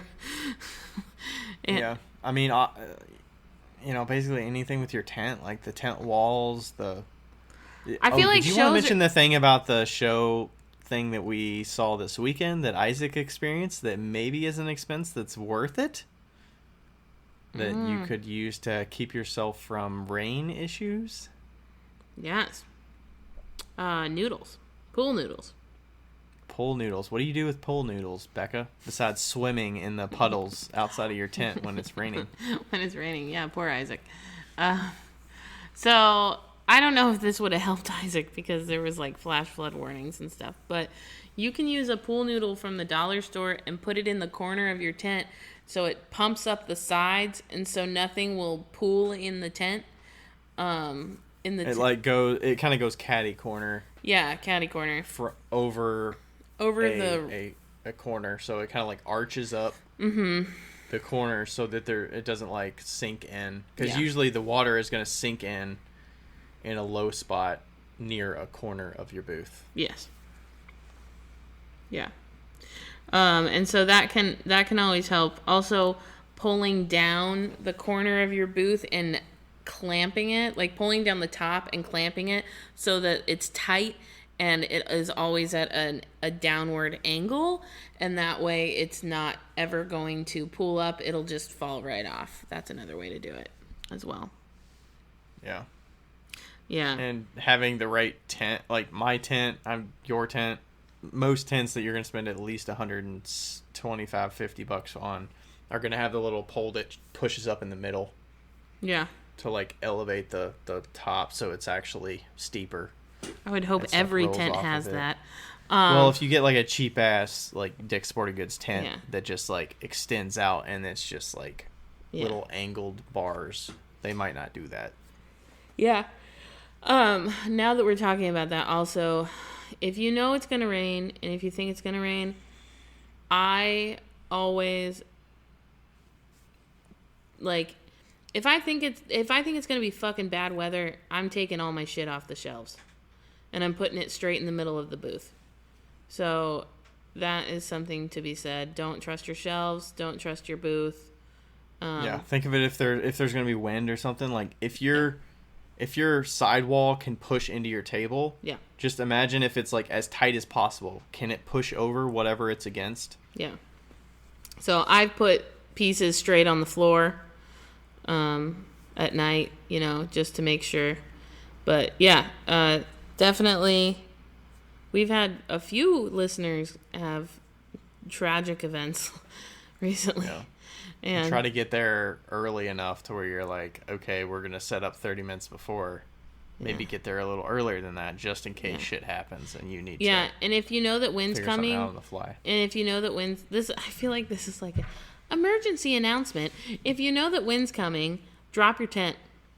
So if you can, drop it halfway to like 4 feet and anchor it down, because that'll put it closer to the ground and it will make sure that it's, especially if there's tents around you, it won't catch it and fly it like a kite. So yeah, there's only 4 feet for the wind to get underneath it, as opposed to like 6 or 8 feet for the wind to just get underneath the top and blow. So those are all some tricks that you can use to your advantage if you know that bad weather's coming. So it's a little bit of a pain in the ass, but better safe than sorry. Did you ever get any of those like dog tie kind of like stakes that corkscrew in the ground or anything? No, you were always on concrete. I was always though, on right? concrete. Yeah. Some people buy those with like the ratchets. Are they ratchet straps? Is that the right thing? Where you like go around it and like tighten it with the little. Yeah, for sure. And you can like do the corkscrew into the corners and like do that kind of thing. Yeah, I've never actually like pinned mine into the ground. I've never. Oh really? Yeah. I've just got the stakes that come with the Euramax tent, and then I'll do the tent weights too. So, I mean, I'm pretty stable, but also I haven't done shows in like heavy weather areas. Like I don't know what 30-40 mile an hour winds plus, or like torrential rain that's like horizontally falling. Yeah. Like I've only been in like probably like 2 shows like that. Yeah, fuck. But not overnight. Like I haven't gone overnight and it's been that bad to where it's like you see tents just fucking destroyed. Oh my god. The next day. That's so depressing when they have those pictures of like everybody's tents just fucking gone. All that work. Yeah. So sad. Oh no. That was the first What full about yawn. making me yawn. I'm sorry. What about when you were like decking out your van and stuff and you were staying in it, were you making like anything you would use to stay overnight and all that, like a mattress and Oh yeah, you could totally expense that. I mean, not a lot of people just live in their van though, so I wouldn't. Well, I don't know. It depends on it. If you're, I mean, some people might have transits in whatever vehicles that they can camp out of. Obviously, yeah, absolutely. Like just like an extension of your business because you have to stay somewhere and all that. Yeah, I had just the best mattress for the back of a car is one of the toddler mattresses from IKEA. Those are the best. Oh, really? I mean, like, does it like roll up or is it actually like a firm? No, it's pretty firm, like but it's just like they're little. They're like maybe 5 feet long, and I mean if you can handle it's like a twin, right? No, it's like smaller than a twin. Oh. It's a toddler mattress, so it's like 2.5 feet wide and like 5 feet long. So it's like just enough for the majority of your body weight to just be like I'm comfortable right in the middle of it. Yeah, those are the best. Definitely. And snacky snacks and s'mores and stuff, write those all off. And any trip to Safeway, frozen pizzas, and the fire. Yeah. Yeah. Are there any expenses that you've had that you were like, fuck, like I did not prepare for this? I mean, usually it's if an opportunity comes up to like buy a kiln or buy an extra wheel or something. But usually I'm pretty conservative with my money, so I just save most of it. So dropping $350 on another wheel is not really a big deal to me. Mm-hmm. Or, it's more like figuring out how to get rid of the thing that is old, or Yeah. Making room for the thing that I'm buying is kind of like the thing that comes up. But I mean, yeah, there hasn't been anything that's like drastically like crazy. I think just having the money saved to where I'm not so tightly like spending and making the money and spending it so tightly together to where like I can spend it if shit happens. Yeah, okay, but let's pretend that you don't have that money saved up. Has there been anything that you're like, fuck? Like, no. Okay. Okay. Is there something you had in mind that you've for sure come like across? the electrical in my last space, like I had to completely upgrade the electrical, and that was like, oh shoot, man, and that was probably the biggest. Oh yeah, that's definitely a big one. If you're just setting up your studio for the first time, you probably don't have any idea what electricians cost. Yeah. To set up that stuff. Yeah. My dad does the electrical work, so I haven't had to. But the wire is costly as shit. We're actually talking about that for the new house because we went there over the weekend and we were scouting out how we're gonna run the electrical from the box into the basement area, and I'm like, how many feet is this gonna be, and like how do you run it efficiently? And then he was like looking up the cord, and like the prices of everything went up drastically. Yeah. So like he was looking up 200 foot of cord, and it was like $500 for this like electrical 60 amp cord. Yeah. And like the receptacles aren't that bad. The receptacles are like $25-$30, and then the cord's the most expensive part. And then you got the breaker. The breaker's not that bad. The breaker's like $30 maybe. Depends on what breaker size you get. If you get a 60, 50. Yeah. 40. Yeah, whatever. I mean, like, when you're setting up a whole new studio, sometimes you don't even know, like, especially if you have an older house. Like, what if you have I had a 125 amp panel at my house. Mm-hmm. Like, God even knows why that house didn't burn down. Like, 125 amp, that's it? That's it for the whole house. Yeah, I think ours is technically 150, but my dad was saying that is the max if everything is running on full blast all at one time is kind of what that means.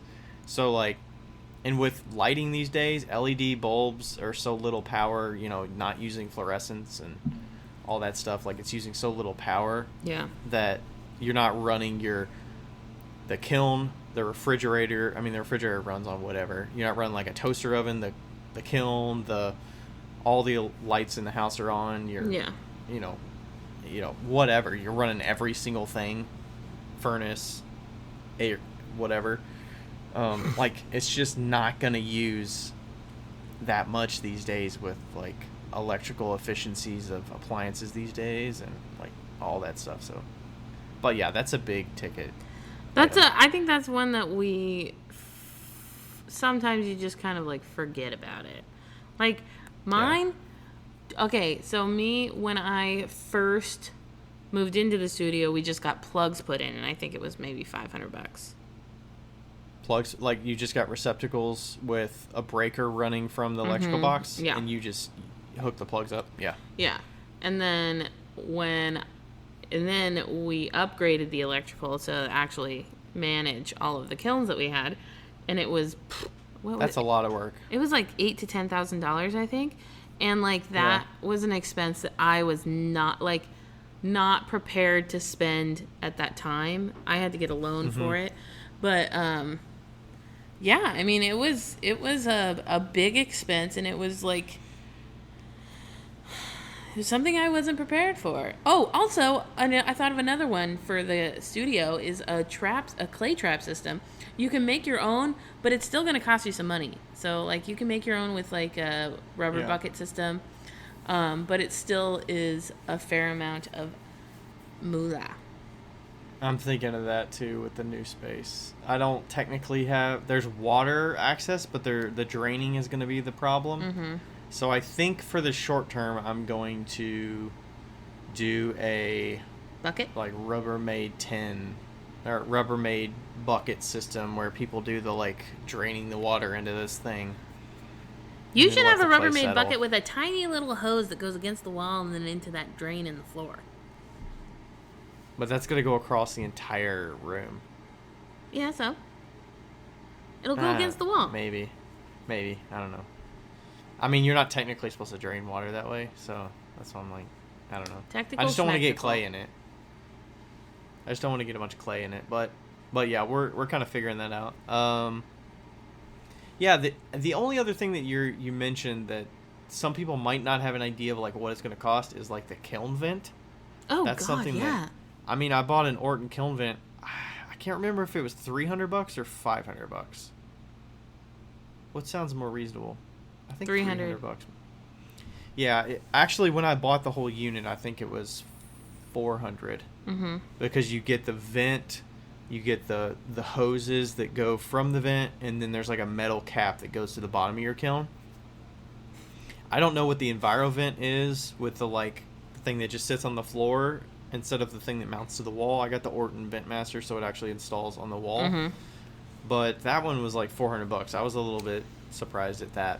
Totally. But it's like, it's a one-time, well, not one-time expense. It's an expense that you're going to do.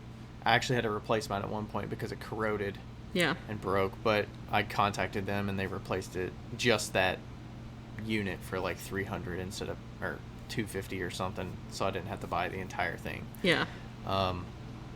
But yeah, that was probably the biggest expense that I didn't think about. But just like the electrical, you're going to, unless you're renting the house or whatever, you know, you're going to pay for the electrical once for your studio. You're going to pay for the vent once. So it's kind of like, you just kind of like bite the bullet and do it. Maybe that's an incentive to sell some work quickly. Yeah, for sure.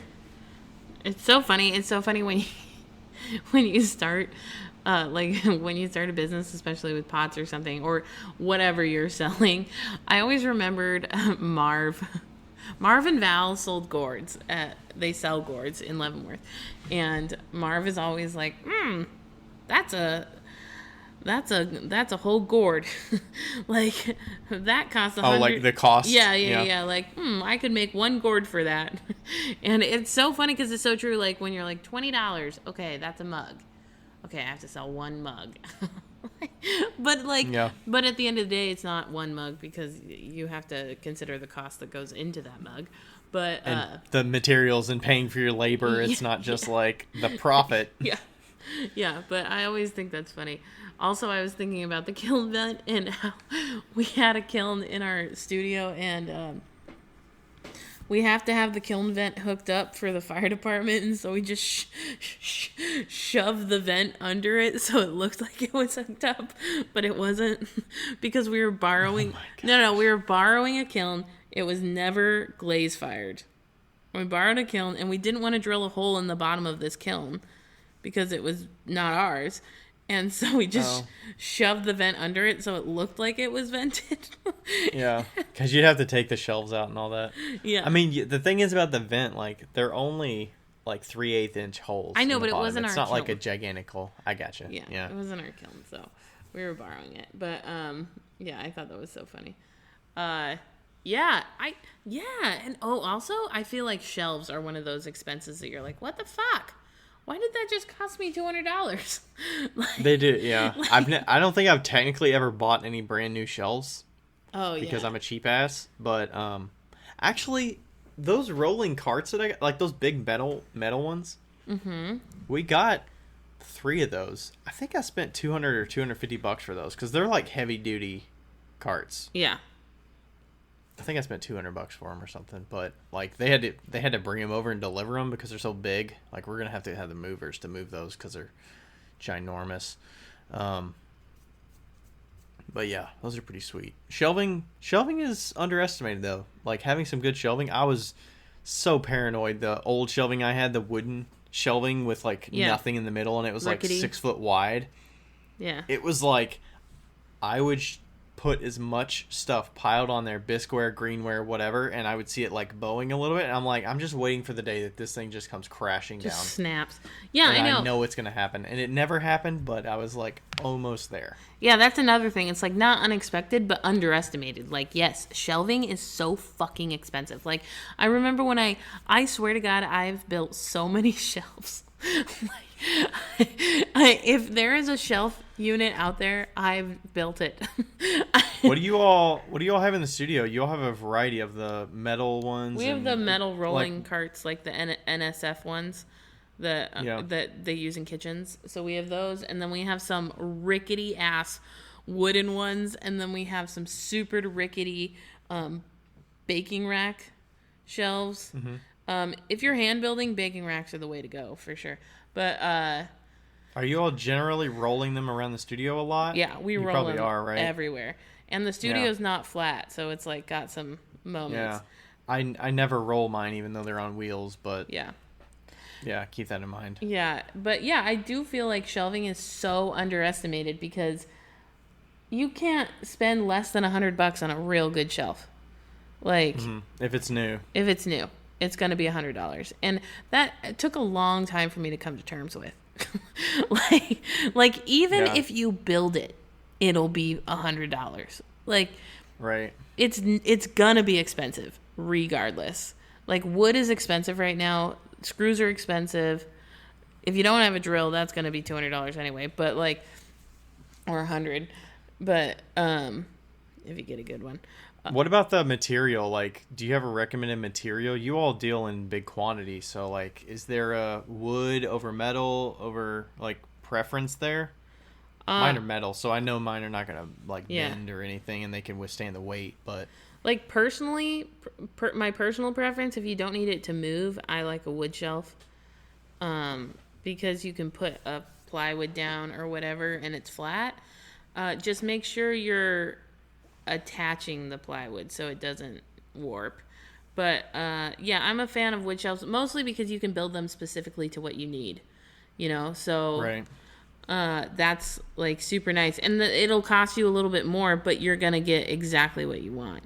And so like, we have these IKEA shelves too, the ones that That's what's in the we've talked about.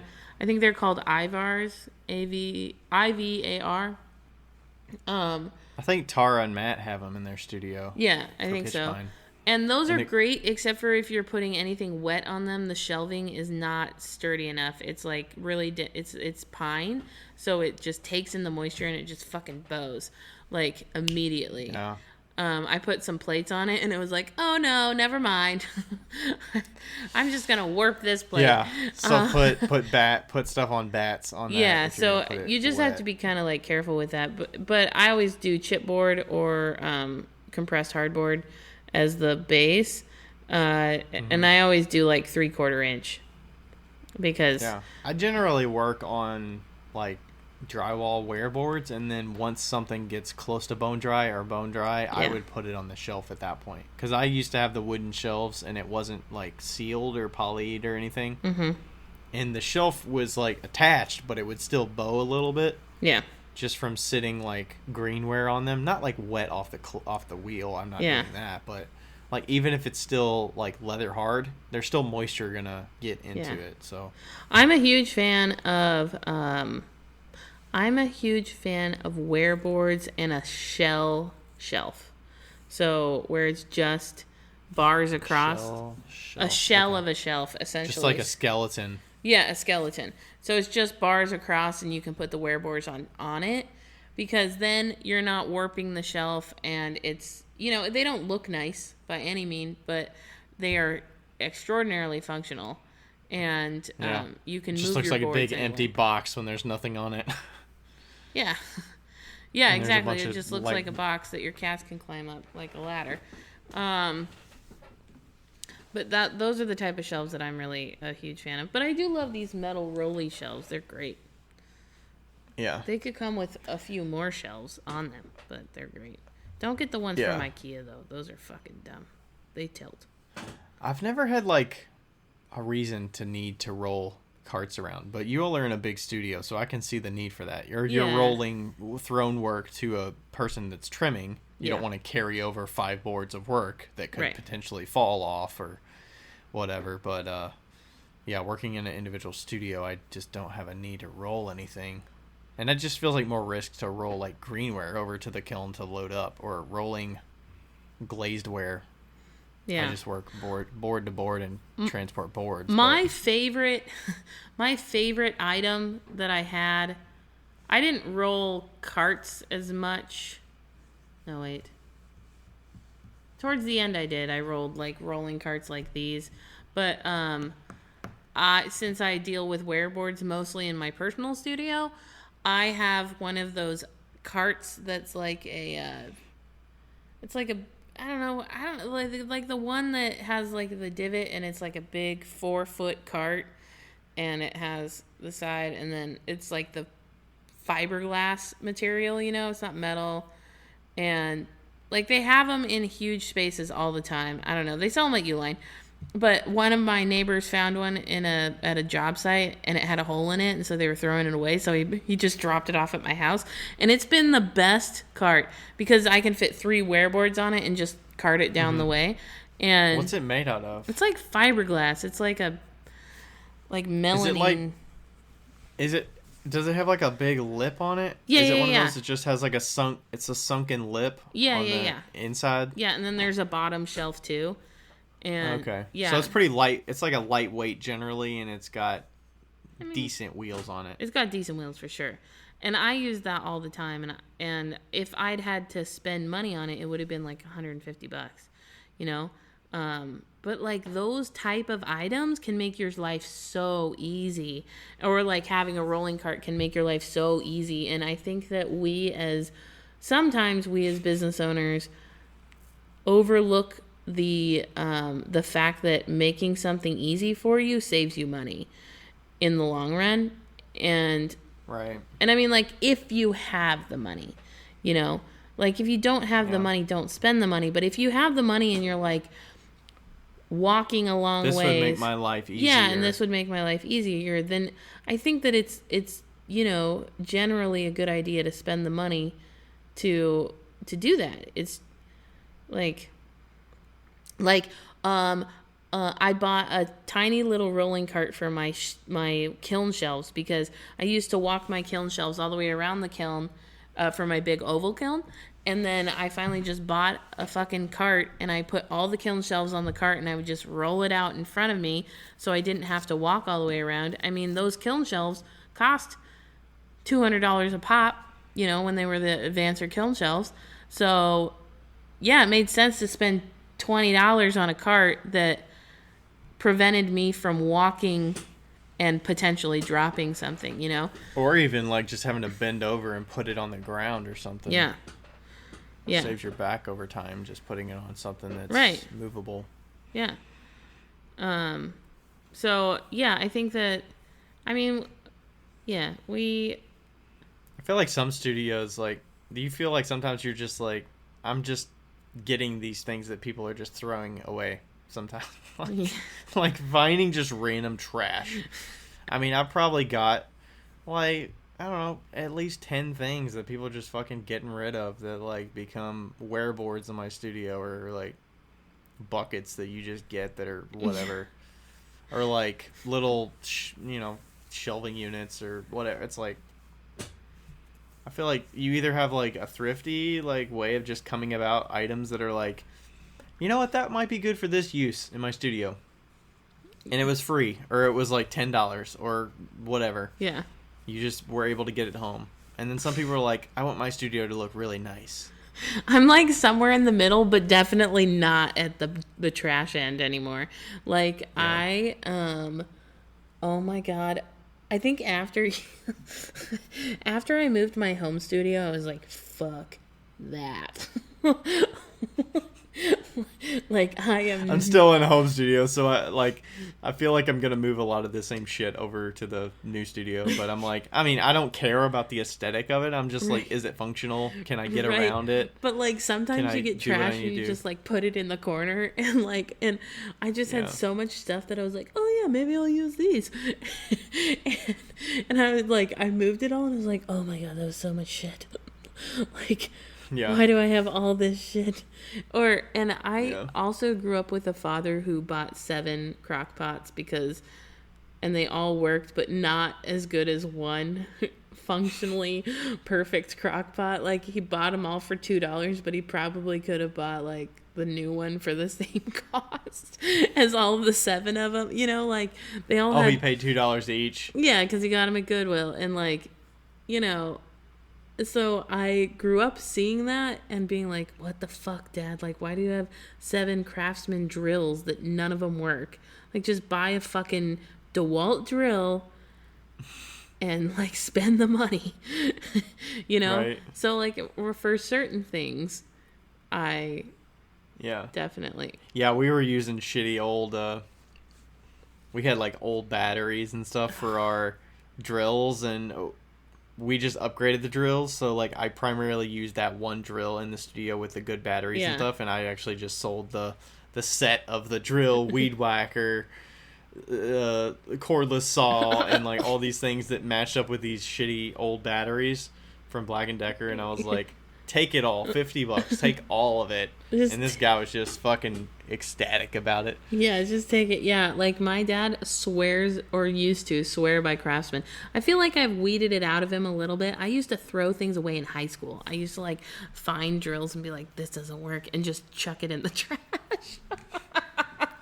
Without him knowing. He's just, he grew up super duper poor, and so he's all about like the cheap stuff, but yeah, so I get that. I had a good healthy boundaries of that growing up, so plus growing up in that, you're like, you know what it can lead to. Yeah, so sure. You're like, you gotta kind of be on the, so I mean, shit, I get stuff all the time. My mom's side, like my grandfather's like hoards a lot, and she gets some of that, and I get some of that, so like we'll get bins of just plastic tubs that like I could probably put some raw materials in it. Like, it might be nice, but it doesn't, like, screw all the way. So, like, I probably need to recycle this thing because it just snaps on. Like, if that thing falls on the ground, it's just going to pop out. It's 95% good. It's, like, it's okay, but, like, it seems like a nicety to have a thing that screws on. Or you could just keep it in the fucking bag that it come in. Yeah. Like, it's not really hurting anything. Yeah, totally. Yeah, I definitely like, I'm 100% one of those people that's like, I don't care. I'll keep it in the bag. Like, my studio doesn't have to look nice. It has to be functional. There's a difference between nice and functional. And especially if you're going to mix those glazes, like, once every couple months or something. Yeah. Like, just keep them in it doesn't have to be super nice. As long as it's, like, sealed from water and you're not going to get a bunch of water that just falls on it or something. Yeah. Just make sure you label it correctly. Yeah. You'll be fine. Yeah, label it. But yeah, the funniest like pickup thing that I got was the next door neighbor was throwing out a 6-foot table. It's one of those like heavy duty, like if you went to like grade school and you had those like folding tables that are like, they look like wood on the top, but it's like little thin bullshit like paper that has that wood grain look to it. Do you know what I'm talking about? Yeah. And it's so fucking dense. I got one of those in my studio. It's like, it's a good heavy duty table, but I'm like, that thing was next door on the side of the road. I'm so sad because I actually also got one of those tables. It's got like a fucking metal legs and it weighs 500 pounds.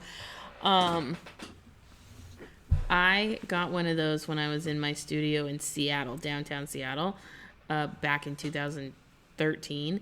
And I was like, I'm going to die with this table. It's so beautiful, and it like has paint all over it, and it's just like, it's like nice. The perfect crafty table. And I had it in my studio in Monroe, and when I left, I sold it. And I thankfully sold it to a friend who's going to use it as a craft table for her Sold kids. It. At least you were able to sell it. I was thinking it was one of those where it's like it's bound for the trash. No, it was beautiful, Ryan. And it's because of all the craft sturdy. And the paint and everything. It's sturdy. Those are pretty sturdy tables. Yeah, I'm still going to use it in my studio, but that fucker could survive a bomb. It's probably a good. I think I'm going to use it for like glazing. I think I might put it on a wall and put the glazes under it, and it's nice and sturdy. I'm just so sad that I wasn't able to bring it with me. because that was when I thought that I was, and that's also when you probably don't want to move because it does like that thing by itself. If it's like my 6-foot one, it probably weighs like 40 pounds, 50 pounds. Like this one like probably weighs 80. Like, yeah, and if it's an 8-foot table, like Yeah. those things are heavy duty. Yeah. Yeah.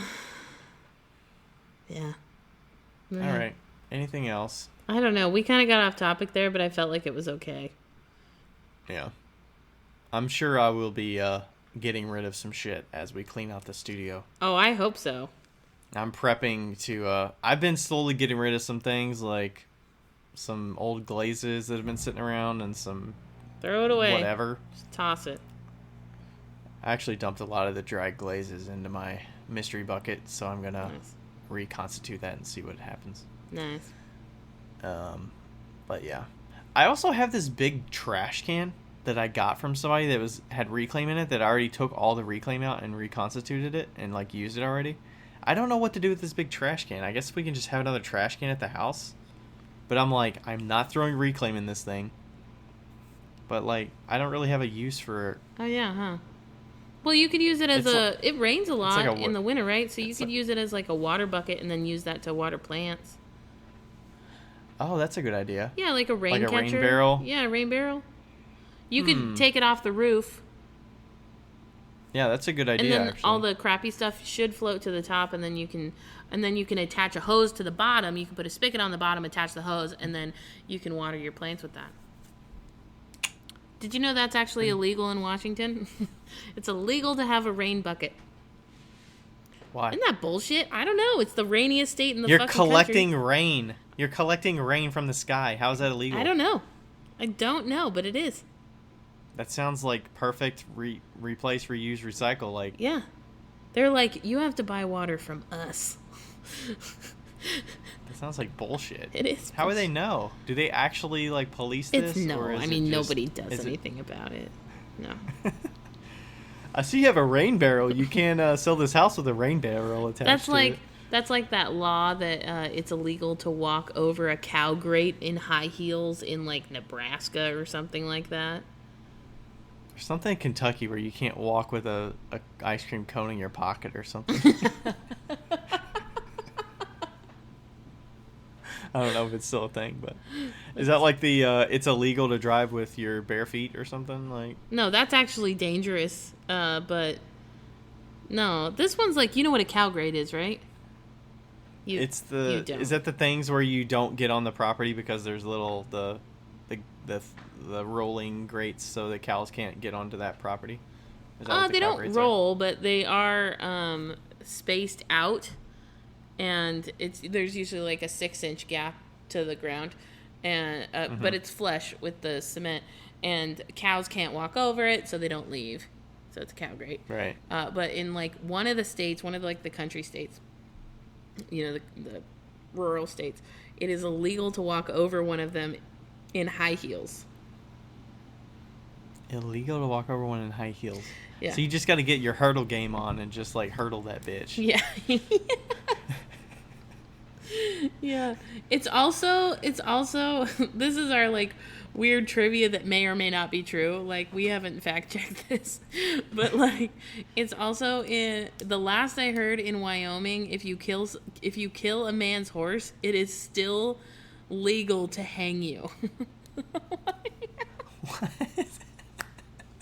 Death by hanging is the what state? punishment in Wyoming if you kill a man's horse. Holy crap. Yeah. Wow. Yeah. So don't kill anybody's... That's horse, not whores, right? Horse. Horse, okay. Yeah, no. The only time I remember seeing the cow... What do you call it? A cow grate? Yeah. The only time I saw one of those is in... we were in Ireland, and there was a golf course that I like played like a par 3 or whatever, and there was a cow grate getting into that parking lot, so the cows, I guess, didn't get on the golf course and like eat the grass or whatever. Oh yeah. That's the only time that I've seen one.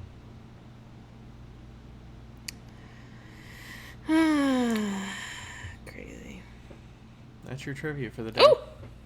Did you know, oh shit. I just looked it up on the internet about hanging. Hanging hasn't been the primary method of execution in the United States since the 19th century. The last public hanging occurred in Kentucky in 1936. Since the death penalty was reinstated nationwide in 1976, only 3 inmates have been hanged. Hanging is only legal. Oh, I'm wrong. Only legal in Delaware, New Hampshire, and Washington. Those seem like weird states for it to be legal. Did they mention the whole thing that you just mentioned about the... No. Killing the horse? Alright, so you just pulled that out of your ass and just made that up, or what? No, I didn't pull it out of my ass, okay?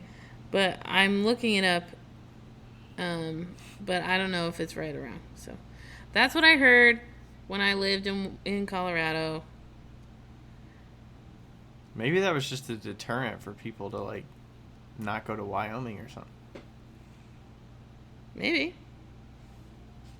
Don't go horseback riding in Wyoming. You might come across a situation that... Yeah. Yeah. All right. Is there anything else? I don't think so. Covered the fucking gamut today. Yeah, we did. We went on a little tangent. At an hour 20, I was like, we're not going to get through this. Oh, we're pushing 2 here. Yeah. We got it. All right. Sweet. Thanks everybody for listening. Yeah, thanks. Oh, don't forget to go to the Patreon and support us if you want, or don't if you don't. Yeah. I hope you like that outro.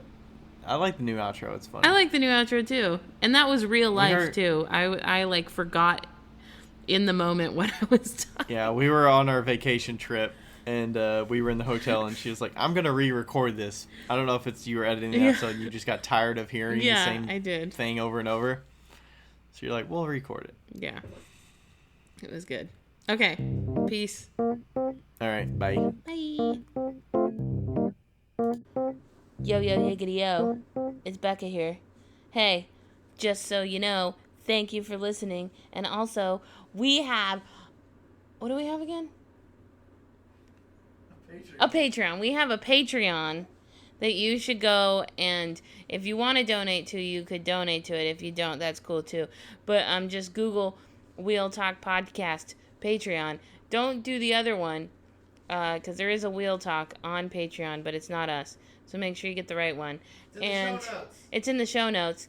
And also, leave us a review, because they're fun to read. Okay, bye!